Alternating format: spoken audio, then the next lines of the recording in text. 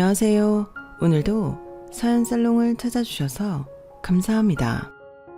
서울 사는 60대 후반의 할매예요. 60대에 처음 진입할 때만 해도 할머니 나이라고 추워도 생각 안 했는데 내 나이 70에 가까워지니 완전히 쭈그렁탱이 할머니가 다 됐네요. 요즘 거울을 보면 내 얼굴 주름들을 다리미로 쫙쫙 펴고 싶다는 생각까지 든다니까요. 내 마음과 정신만은 아직도 팔팔한 청춘 같은데 지금은 뭘 하려고 해도 몸이 따라주질 않네요. 그도 그럴 것이 파킨슨병이라고 진단받은 지 벌써 수년이 흘렀거든요. 그동안 먹은 약만 해도 한가만이 될 것 같네요. 이젠 내성이 생겼는지 약발도 잘 안 듣습니다. 저의 손과 발은 점점 떨려오고 근육은 날이 갈수록 뻣뻣해지기만 해요. 이렇게 성치 않은 몸을 가져서 누구에게 의지하고 싶은데 제 곁에 사람들은 다 없어지고 이제 고시원 옆방에서 만나 수양딸로 삼은 우리 미소 한 명만 남아있어요. 그나마 다행인 점은 하늘에서 뚝 떨어지듯 돈이 생겨나 죽을 때까지 금전적으로 부족할 일은 없을 거라는 거예요.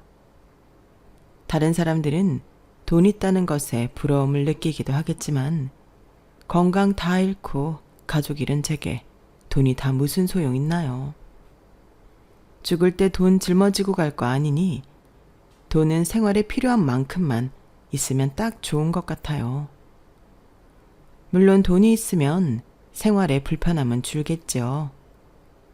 그건 흙수저로 태어나 평생을 지지리도 가난했던 제가 누구보다 잘 알고 있어요.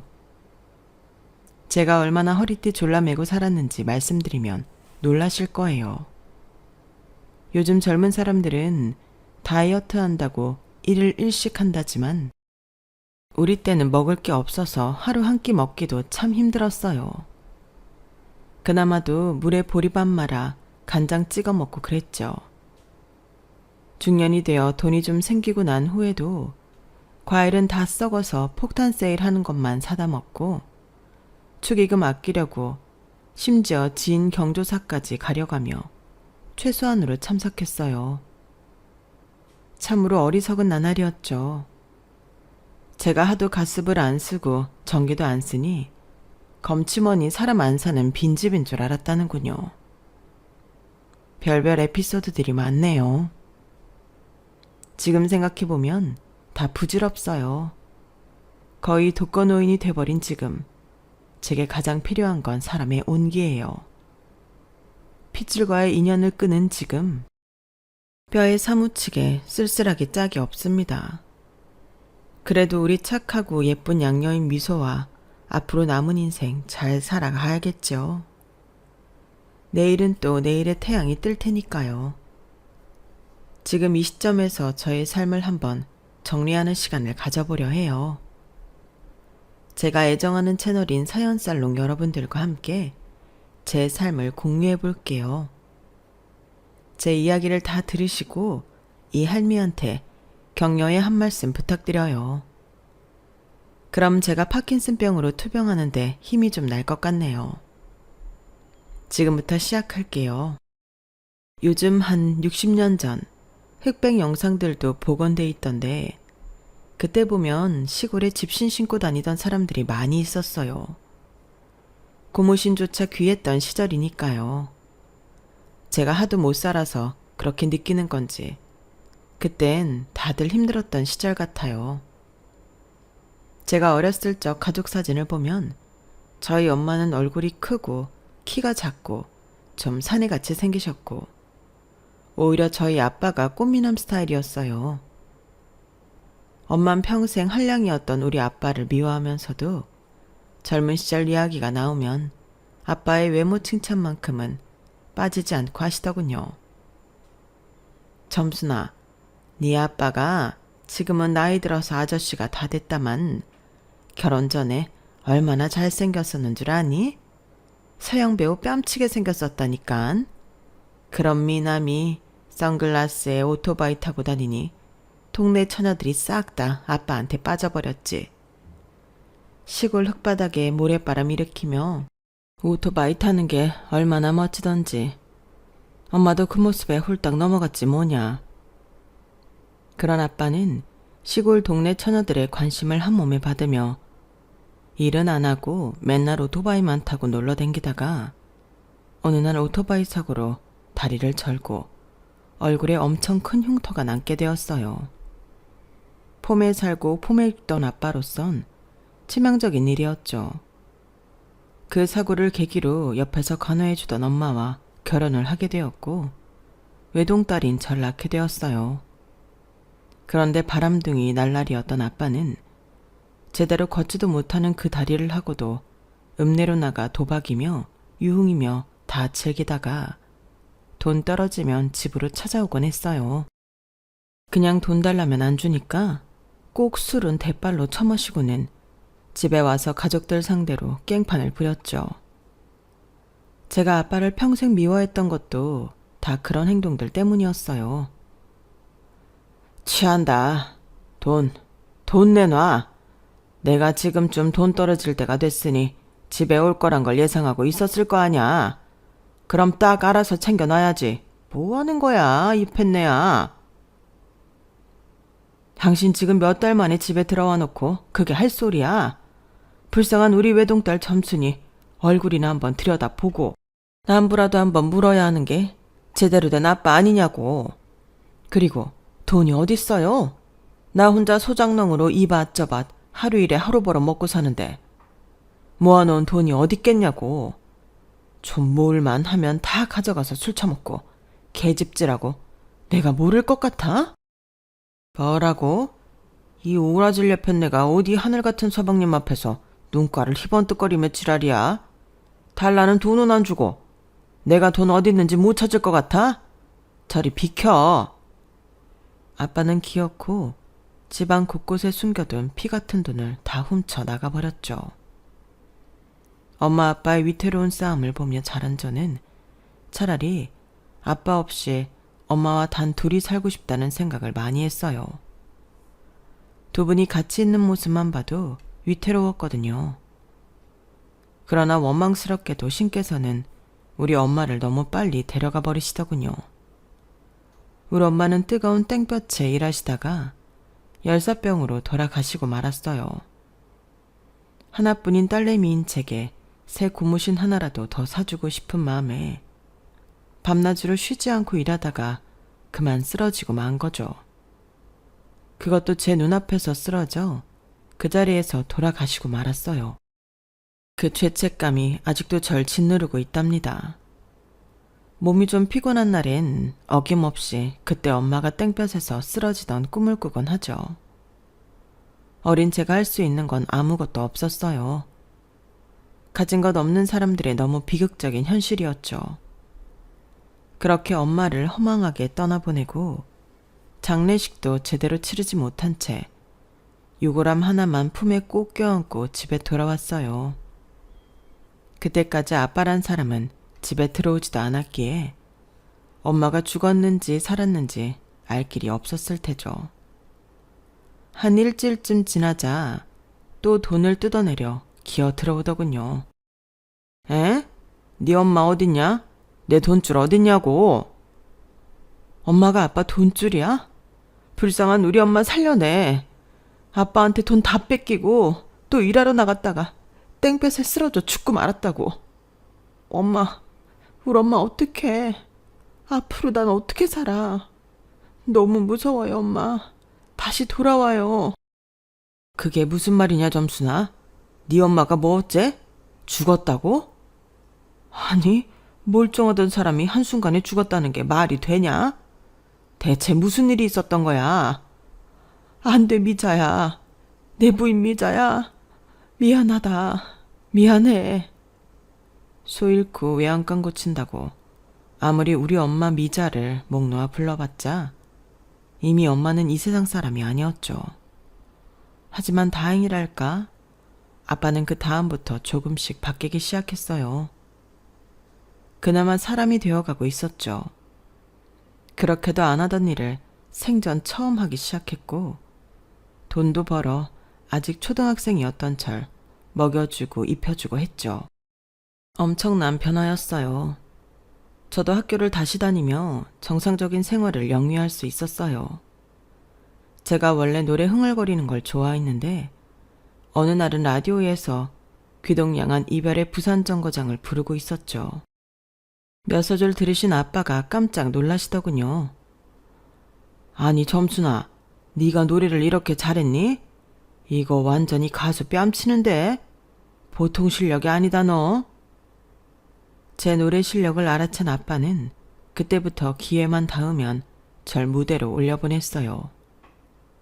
인터넷도 없던 시절인데 장터 행사 정보는 어떻게 그렇게 잘 아셨는지 각종 장터 행사에 올라갈 수 있었어요. 그때 제 나이 아직 중학생이 안 됐을 때라 조그만 여자아이가 트로트를 기가 막히게 잘 부르니 신기했던지 여기저기서 불러주더군요. 완전히 무명 가수였지만 그 수입이 짭짤했는지 아빠는 절 거의 뺑뺑이 돌리다시피 노래 부르게 했어요. 늘 아빠와 다니니 그나마 서먹했던 부녀관계는 돈독해지더군요.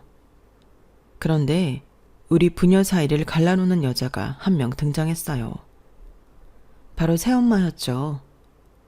어느 날은 언제 데이트를 하셨는지 아빠가 부자 새엄마라며 나이 많은 아줌마를 데려왔어요. 요즘 말로 하면 거의 할줌마 가까운 나이였던 것 같아요.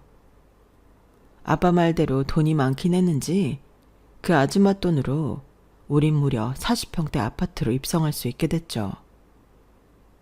빚에는 주택 단칸방만 전전하다가 방 4개짜리 아파트라니 거실이 운동장만하게 느껴지더군요. 하지만 새엄마는 처음부터 절 대놓고 싫어했어요. 아, 네 아빠가 날 워낙 공주 대접해주니 이 나이에 재혼까지 했다만 네가 아빠 곁에 혹처럼 들러붙어 있으니 영 보기 싫구나. 내 나이 50대 돼서 이런 거 뒷바라지 할 생각은 추워도 없다. 너 이제 혼자 다닐 때도 되지 않았니? 내가 방 하나 얻어줄 테니 나가 살려무나. 최소 생활비는 내가 계좌로 넣어줄게. 그럼 됐지? 그리하여 중학생이 되던 해, 전 아빠 집과는 아주 먼 동네로 강제 독립을 하게 되었어요. 외롭고 무서울 때도 많았지만 제 편이 되어줄 사람은 이 세상에 없다는 걸 잘 알고 있었기에 꿋꿋하게 견딜 수밖에 없었죠. 아빠도 당연히 돈 많은 새엄마 편이었어요.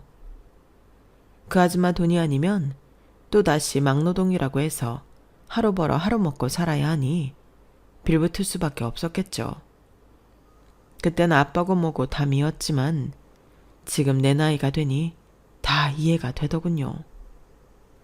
돈 없는 게 죄인 시절이었죠.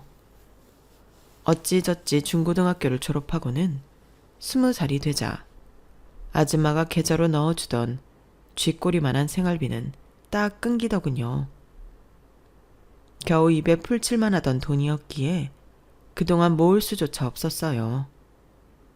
당장 발등에 불 떨어진 저는 마음속에 품고 있던 가수가 되기 위해 일단 밤무대 알바부터 시작했죠. 하지만 가수가 되기엔 전 외모가 뛰어나지 않았기에 외모 평가나 그로 인한 수모도 많이 당했답니다.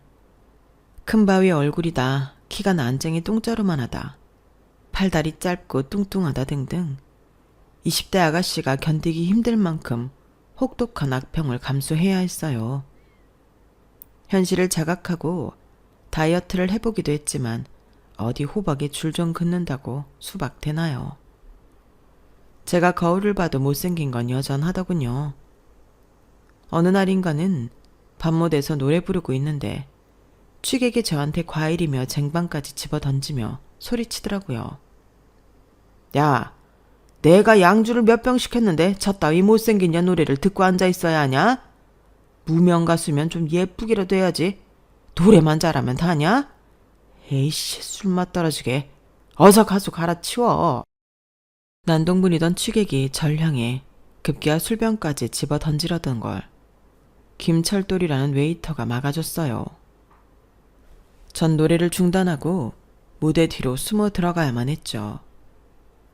대기실에서 너무 서러워 화장이 다 지워지도록 엉엉 울고만 있었어요.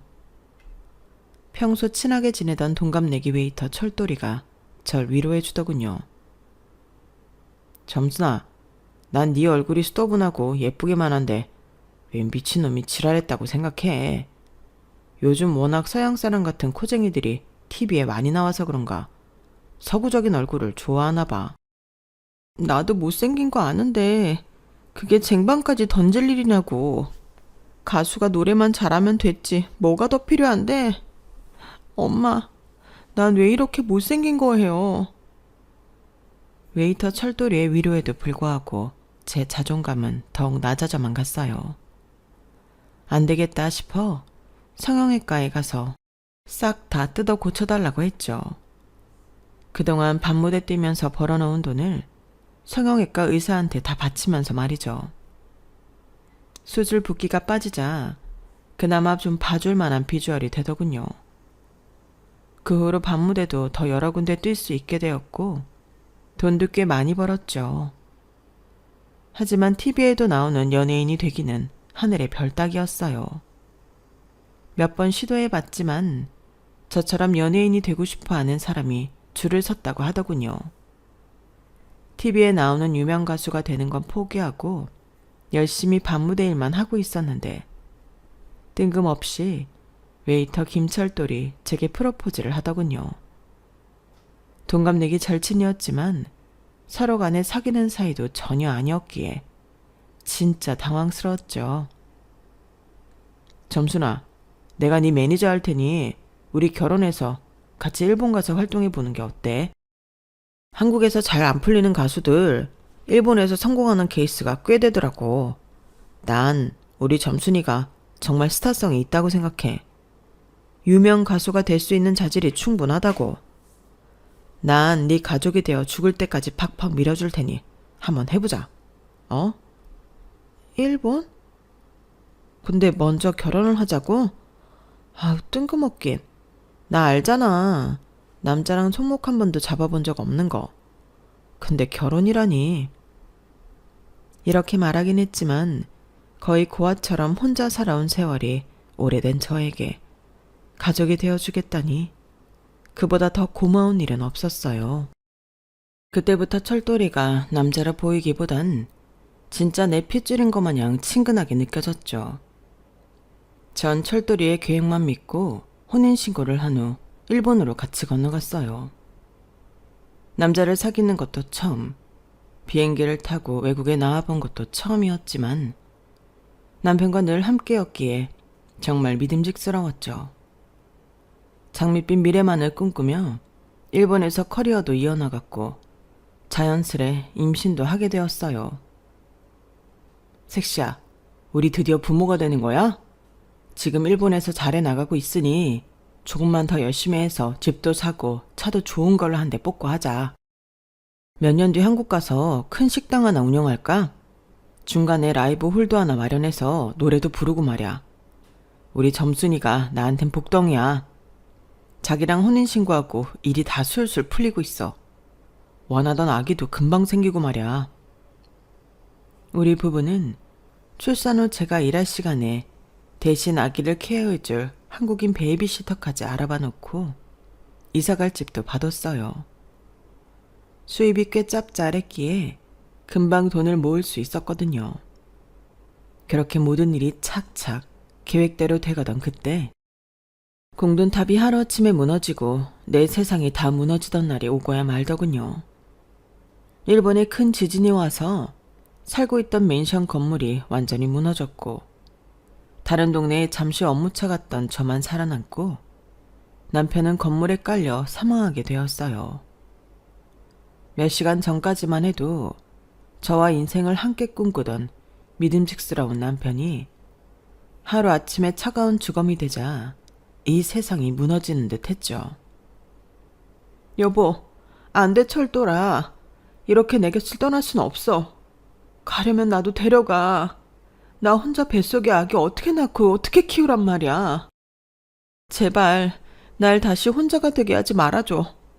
하늘도 무심하지. 내게 왜 이런 시련만 주시는 겁니까? 너무 큰 충격에 식음을 전폐하고 이틀을 꼬박 보냈지만 뱃속에 아기가 꿈틀하자 정신이 번쩍 들더군요. 그래, 우리 아기를 위해서라도 정신 차려야지. 난 원래 혼자였잖아. 이제 내 핏줄인 우리 아기만 바라보면서 잘 키워야지. 저는 일본에 있던 현금을 모조리 인출하여 모든 생활을 청산하고 한국으로 돌아왔어요. 아기를 혼자 낳는데 초산이라 그런지 20시간 넘게 홀로 진통하며 울기도 참 많이 울었네요.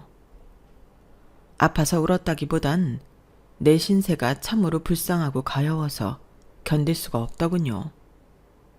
아들을 낳았는데 그 아이 얼굴에서 남편의 얼굴이 비치니 더욱 슬프더라고요.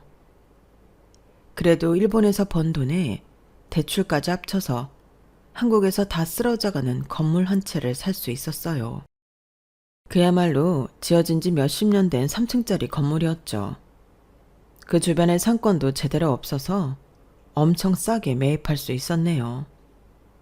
이제 무명가수 생활은 쳐다도 보기 싫어서 1, 2층 가게에서 월세 받으며 좀 편하게 살고 싶었죠. 쥐꼬리만한 월세였지만 제가 워낙 알뜰한 성격이었기에 아들과 둘이 충분히 생활할 수 있었어요. 그때 당시 대출까지 왕창 껴서 3억 정도 주고 샀었는데 주변이 슬금슬금 개발되더니 지금은 그 건물이 30억 원이 훨씬 넘는 금액이 되었죠. 참, 돈이 돈을 번다더니 그 말이 딱 맞는 것 같아요. 살 집과 생활비까지 어느 정도 해결되어 삶이 좀 평탄해질 만하니 이젠 하나뿐인 아들이 커서 사고를 치기 시작하더군요. 남편도 없이 홀로 낳은 외아들이니 워낙 애지중지하며 키워서 그런가 아주 싸가지가 바가지였죠. 제 아들을 애미인 제가 이렇게 표현할 정도면 어느 정도 사고뭉치였는지 예상이 가시죠.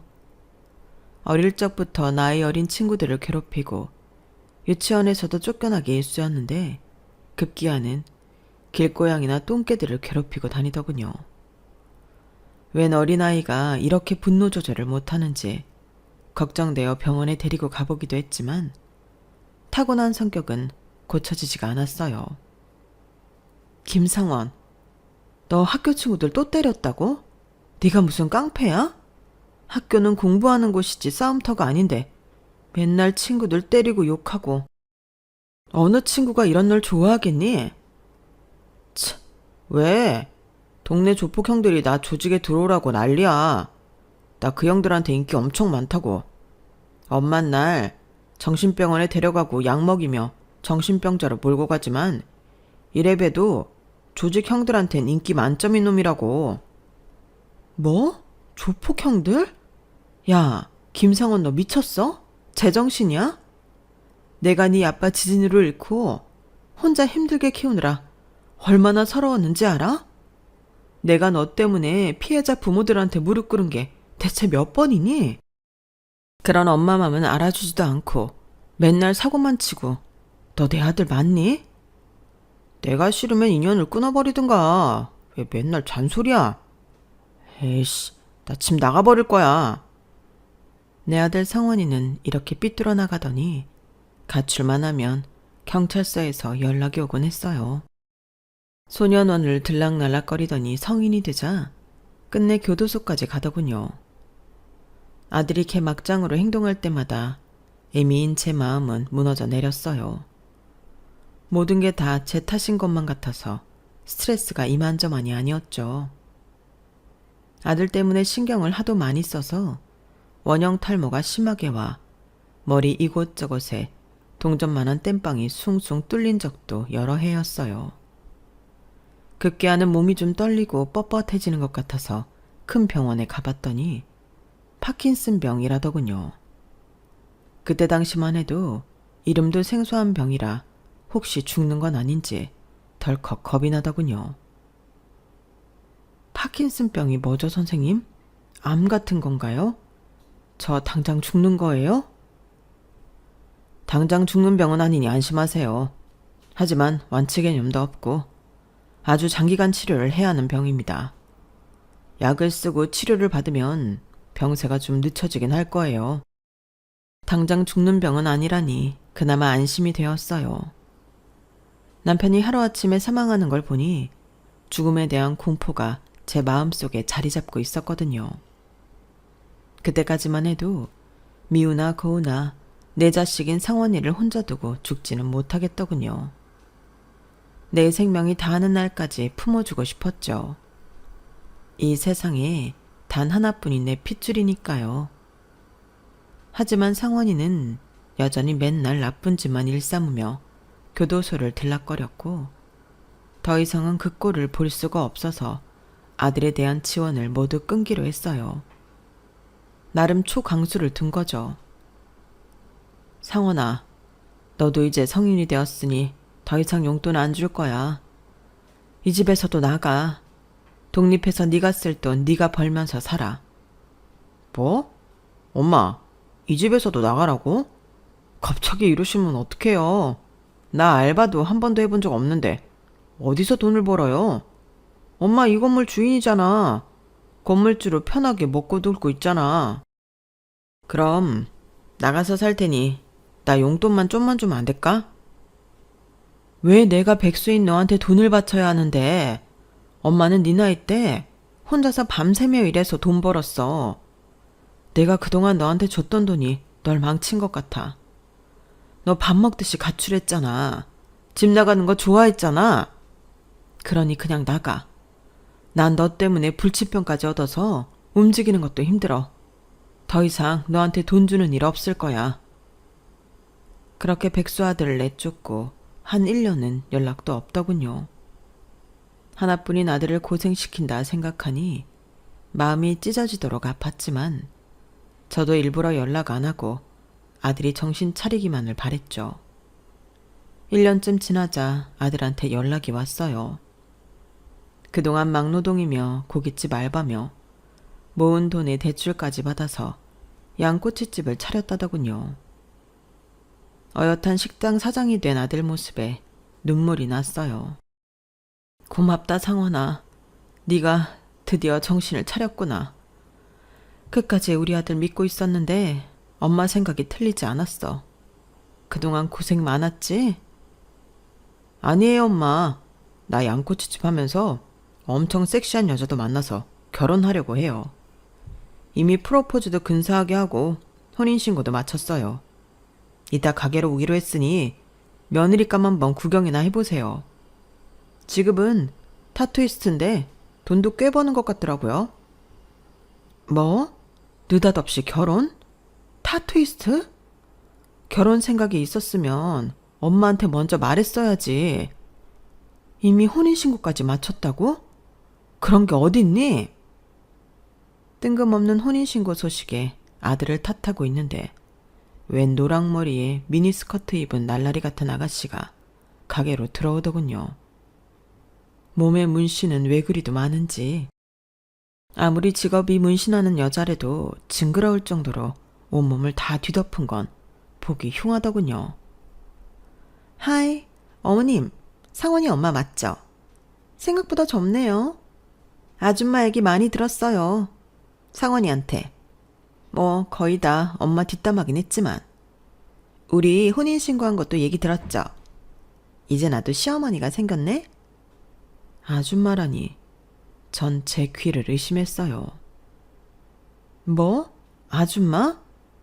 이제 내가 그쪽 시어머니인 것도 인지했으면 어머님이라고 불러야지. 아줌마가 뭐니? 상원아, 이 아가씨 제정신인 거냐? 어디 미국에서 살다 왔니? 우리나라 사람 맞아? 아씨, 엄마. 또 잔소리 시작하려고 부릉부릉 시동 거는 거예요. 스탑. 내 아내 앞에서는 나 가오 떨어지니까 잔소리하지 마세요. 미국은 무슨 미국이에요. 한국 토종인 여자예요. 이 동네 토박이라고요. 그렇게 시작된 어이없는 며느리와의 첫 만남은 그 이후에도 계속 삐걱댔어요. 애초에 꼰대 스타일도 아니고 시어머니 대접받을 생각도 전혀 없었지만 어른에 대한 예의가 아예 없는 맹랑한 여자애더군요. 어머님, 아니 죽은 사람 제사는 대체 왜 지내는 거예요? 요즘 그런 말이 있던데. 조상덕 봐서 복 받은 사람들은 명절에 해외여행 나가고 복 없이 지리도 못 사는 사람들만 명절에 제사상 차리느라 똥 빠진다고요. 우리 그냥 쿨하게 제사 없애고 식당 가서 먹읍시다. 어때요? 뭐? 쿨하게 제사를 없애? 내 남편 제사는 내가 지낼 테니 그럼 넌 명절에 오지 말거라.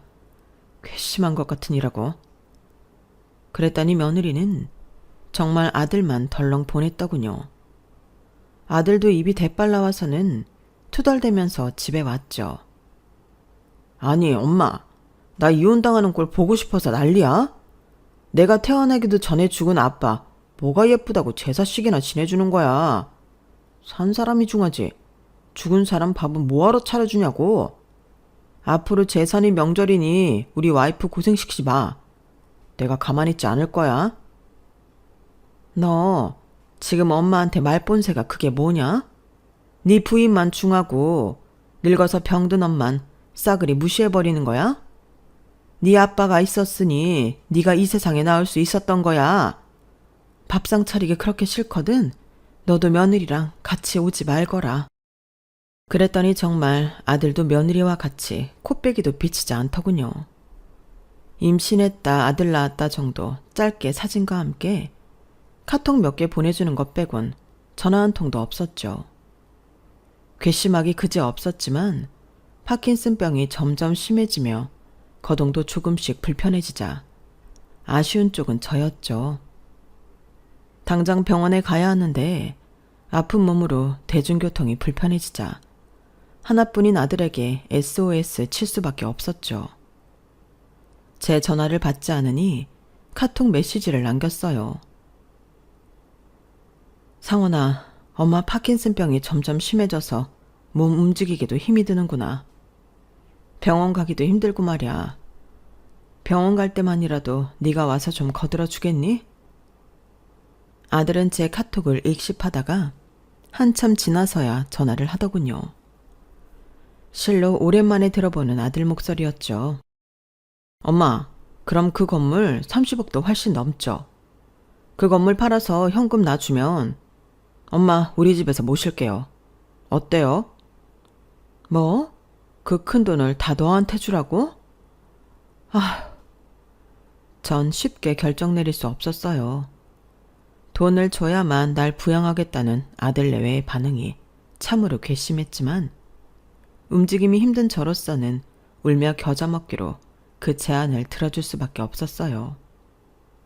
이 건물을 다 팔아서 35억이란 큰 돈을 아들 내외에게 입금하고는 불편한 합가를 시작했죠. 한 달쯤 지났을까? 며느리가 갑자기 집 인테리어를 해야겠다며 집을 잠시 비워야 한다더군요. 어머님, 우리 집 인테리어 할 동안 2주만 고시원에서 사세요. 제가 고시원 다 알아봐 놓고 돈도 지불해 놨어요. 저희도 근처 모텔에서 지내려고요. 아들 내외의 일방적인 제안에 알았다고 하고 고시원으로 들어갈 수밖에 없었어요. 2주 정도야 뭐 혼자 지내도 충분하다고 생각했죠. 그런데 2주가 지나고 3주가 지나도 아들 내외에게서 연락이 없더군요. 제가 연락을 해도 받지도 않았고요. 한 달쯤 지나서 집에 가보니 전혀 공사를 하는 집 같지 않더군요. 띵동 하고 배를 눌러보니 처음 보는 아줌마가 나왔어요. 누구세요? 엥? 그러는 댁은 누구세요? 여기 우리 아들 집인데? 네? 아, 혹시 전주인 말하시는 건가요? 김상원 씨 말씀하시는 거죠? 그분 우리한테 집 팔고 미국 이민 가셨어요. 어머, 모르셨어요? 전 너무 놀라서 그 자리에 주저앉고 말았어요. 새로 이사 왔다는 그 아줌마가 날 부축해줘서 겨우 택시 잡아 타고 고시원으로 돌아올 수 있었죠. 내 전 재산이나 다름없는 35억 원을 들고 날 고시원에 버려놓고 미국으로 도망가 버리다니. 하나뿐인 아들이라고 그동안 애지중지하며 키워온 세월이 주마등처럼 지나가더군요. 하염없이 눈물만 났어요. 남편을 부르며 하루 종일 울었죠. 다음 날에도 그 다음 날에도 좁디 좁은 고시원방에서 식음을 전폐한 채 내리 서럽게 울게만 했죠. 여보, 나도 좀 데려가요. 나 이대로는 제정신으로 못 살겠어요. 내가 사람이 아니라 짐승을 낳았네요. 아, 내 팔자야. 몇 날 며칠을 울기만 하자 옆방 아가씨가 문을 똑똑 두드리더군요. 아주머니, 문 좀 열어보세요. 무슨 일인지는 모르겠지만 식사도 안 하시고 그렇게 울기만 하시면 쓰러지세요. 제가 죽 좀 사왔으니 한 그릇만 드셔보세요. 고시원 좁은 복도에서 마주칠 때마다 항상 늙은 내게 상냥하게 대해주던 아가씨였어요. 내가 너무 시끄럽게 울었나 싶어 미안한 맘에 문을 빼꼼히 열었죠. 그런데 그 아가씨를 보는 순간 사과는커녕 또 서러운 마음이 복받치더군요. 내 방으로 끌고 들어와 나도 모르게 고해성사하듯 현재 상황과 신세한탄을 다 털어놓았어요. 제 이야기를 다 들은 아가씨는 저와 같이 분노하며 눈물을 흘려주더군요. 참으로 고마웠죠. 아니, 아주머니 친아들 맞아요? 전 고아로 자라서 꿈에서라도 부모님 한번 만나보는 게 소원인데 어찌 피 섞인 친아들이 병든 엄마를 버리고 돈 다 뺏고 딴 나라로 도망갈 수가 있냔 말이에요. 제가 다 화가 나네요. 그렇게 시작된 우리 대화는 밤늦게까지 계속되었고 그 몇 시간 동안 서로가 살아온 삶에 대해 다 알 수 있었죠. 고아로 어렵게 자라온 20대 아가씨인 미소는 식당에서 일하며 힘들게 모은 돈을 모두 사기당하고 고시원에서 살며 다시금 한 푼 두 푼 모으고 있었어요. 젊은 나이에 나보다 더 험난한 삶을 살아왔더군요. 우리의 대화 끝에 미소는 제게 다니는 병원이며 치료받는 과정을 도와주겠다고 했어요. 그냥 말로만 그러겠거니 했는데 그 후로 정말 거동이 불편한 저를 발벗고 도와주는 착한 아가씨였죠. 미소를 보며 사람이 죽으란 법은 없구나 라는 생각과 함께 미소가 하늘이 내린 천사같이 느껴졌어요. 다행히 제가 쓸 현금 정도는 남겨놓았기에 통장에서 야금야금 빼서 쓰며 하루하루를 연명하고 있었죠. 그러던 어느 날 웬 변호사라는 사람한테 전화 한 통이 걸려왔어요. 김점순 씨 되시죠? 아버님 성함이 김종수 씨 맞나요? 아버님께서 돌아가시면서 유산을 남겨주셨어요. 부동산과 현금을 합하면 거의 150억 정도가 됩니다. 자세한 내용은 만나서 말씀드리겠습니다. 150억이요? 150만 원 아니고 150억이라고요? 난생 처음 로펌에 가서 변호사의 안내대로 아버지의 유언장과 내용을 확인했어요. 제가 봤던 아버지는 평생 100만 원도 손에 쥐어본 적이 없는 분이었는데 날 그토록 싫어했던 새엄마가 부적인 부자였나 보더군요. 새엄마가 긴 세월 투병을 하다 돌아가셨고 그 옆에서 간병하다 아버지도 몇 달 후에 바로 사망하셨다고 하더라고요. 아버지가 제 삶의 발자취를 다 알고 있으면서도 적극적으로 연락하지 못했던 것도 다 돈 많은 새엄마 눈치 보느라 그랬다네요.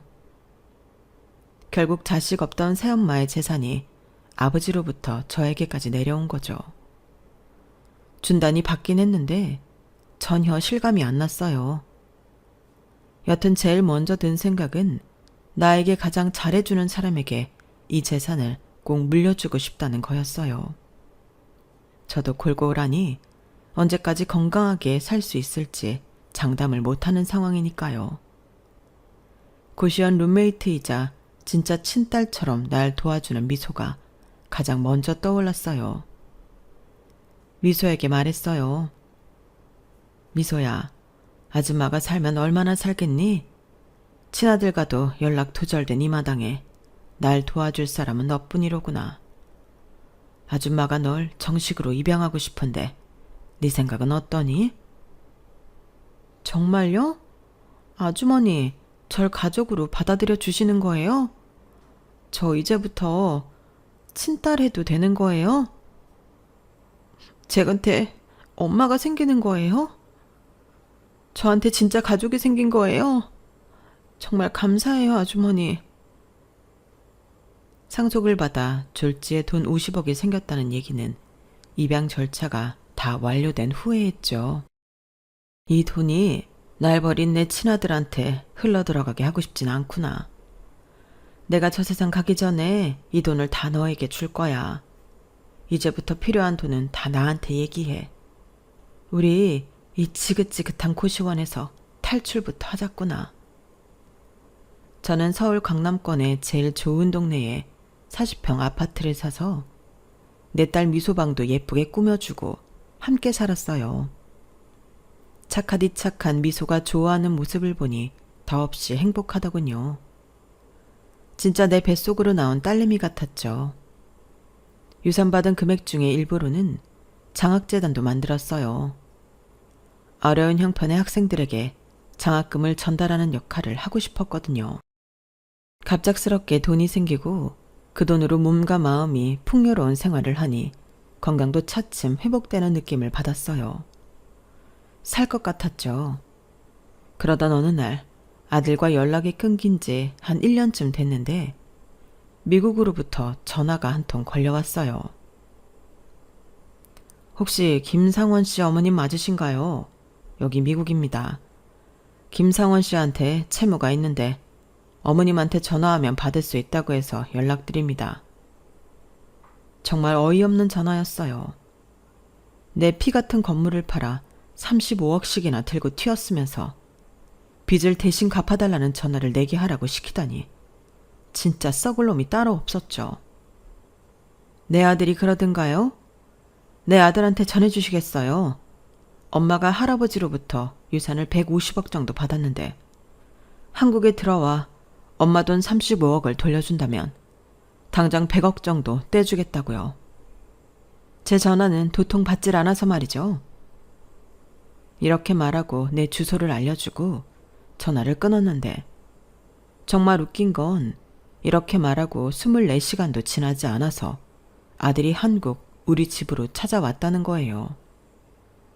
웬 선물을 바리바리 싸들고 아들 내외가 강남집으로 왔더군요. 엄마, 진짜군요. 엄마가 할아버지한테 유산 받아서 150억 부자가 됐다는 게 진짜네요. 강남 아파트라니 이것만 해도 몇십억일 텐데. 와, 내가 받을 유산만 해도 얼마야? 야호, 신난다 신나. 엄마가 말한 대로 35억 가져왔어요. 미국에서 사업하고 있었는데 잘 안 돼서 많이 잃긴 했는데 대출까지 빡빡 긁어서 35억 맞춰오느라 힘들었다고요. 그래. 잘했다. 그 35억 엄마한테 당장 계좌이체해라. 네네 알겠어요. 잠시만요. 은행 다녀올게요. 아들내외는 이를 다 보고 들어와 말하더군요. 자, 보셨죠? 35억 계좌이체 했으니 이제 저 다시 엄마 옆에서 살게요. 우선 우리 가족 살 강남 아파트 한 채 마련해 주시면 안 될까요? 엄마 돈 엄청 많잖아요, 이제. 그 전에 내가 떼온 서류 좀 볼래? 넌 피가 섞인 아들이니 호적에서 파버릴 순 없었지만 네가 날 고시원에 버리고 갔을 때 날 지극정성으로 도와준 아가씨를 정식 입양해서 딸로 입적시켰다. 이미 150억은 내 딸 미소한테 증여해주고 장학재단 만드느라 거의 다 써버렸어. 너한테 줄 돈은 땡전 한 푼 없다. 얼른 다시 미국으로 돌아가든지 마음대로 해라. 엄마, 웬 양녀예요. 엄마 피가 섞인 친아들은 나뿐이잖아요. 날 이렇게 버릴 거예요? 나 미국 다시 돌아가면 빚더미에 노숙자 신세라고요. 그럼 내 돈 35억이라도 다시 돌려주세요. 네 돈 35억? 그게 왜 네 돈이냐? 엄연히 내 돈이지. 이게 바로 니네 부부가 병든 날 고시원에 버리고 간 대가야. 졌다 뺏기 아주 재미있구나. 우리 딸 올 시간 됐으니 파출부 아줌마 시켜서 밥상 차리라고 해야겠다. 미국 물 좀 먹었다고 날 상대로 소송 같은 거 행유할 생각일랑 말아라.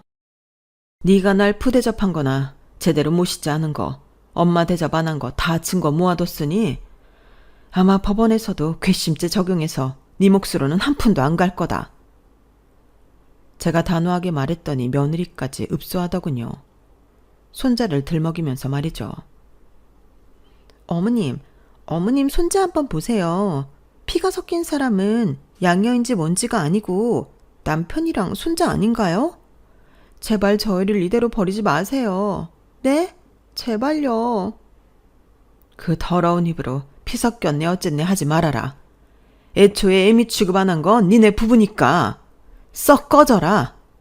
니네 관련된 건 아무것도 보기 싫다. 저 선물 다 가지고 이 집에서 나가도록 해. 앞으로 경호원 시켜서 나랑 내 딸 주위에 얼씬도 못하게 할 테니. 그렇게 강제로 아들 가족을 내쫓아버렸어요. 그놈이 어렸을 때부터 내 속을 썩이고 스트레스 받게 해서 결국 병을 얻은 것 같아서 이놈을 애지중지 키운 세월들이 야속하기만 하더군요. 못된 아들놈한테 35억을 다시 받아내고 속이 다 후련했어요. 내가 눈 감는 그 순간까지 아들놈을 다시는 보고 싶지가 않네요. 돈으로 거동이 불편한 저를 도와줄 사람을 고용하니 솔직히 편하긴 하더군요. 예전에 제가 처음 아팠을 때 외친즉 이런 생각을 못했는지 모르겠습니다. 그땐 막막하기만 했거든요. 저의 정식 딸이 된 미소는 이제 더 이상 알바 안 하고 편하게 독서실 다니며 대학 입시를 준비 중이에요. 제가 돈이 없을 때나 있을 때나 한결같이 제 곁을 지켜주며 진짜 엄마같이 대해준 우리 미소에게 전 재산 다 줘도 아깝지 않네요. 미소가 나중에 어엿한 사회인이 되어 결혼도 하고 예쁜 가정을 꾸릴 때까지 건강히 살고 싶은 욕심이 생기는 요즘입니다. 제 평생 요즘처럼 평안한 나날이 없는 것 같아요. 자꾸 돈돈거리면 안 되는데 돈이 사람을 편안하게 만들어주는 건 맞네요. 곳간에서 인신난다고 앞으로 이 돈을 제 개인 생활에만 쓰지는 않을 거예요. 장학재단을 시작으로 제가 죽는 날까지 사회에 봉사하는 삶을 살도록 노력하겠습니다. 제가 기억하는 어렸을 때부터 요즘의 생활까지 제 평생의 이야기를 여러분께 낱낱이 다 해드렸는데 어떠세요? 이 정도면 소설책 몇 권을 써도 모를 만한 파란만장한 삶이었죠. 이게 좋은 건지 나쁜 건지 모르겠습니다만 뭐 재밌게 들으셨다면 다행입니다. 여러분께서는 소소한 일상생활에서도 행복을 찾는 인생을 사셨으면 좋겠어요. 전 마음의 여유가 없어서 그렇지 못했거든요. 병들고 나이든 지금에 와서 그게 참 후회돼요. 앞으로 저도 눈 감는 날까지 소소한 행복을 쫓다 가도록 하려고요. 여러분 모두 화이팅이에요. 고맙습니다. 여러분 사연 댓글에 응원과 현명한 조언 부탁드려요. 좋아요와 구독은 저에게 큰 힘이 됩니다. 오늘도 좋은 일 가득하세요.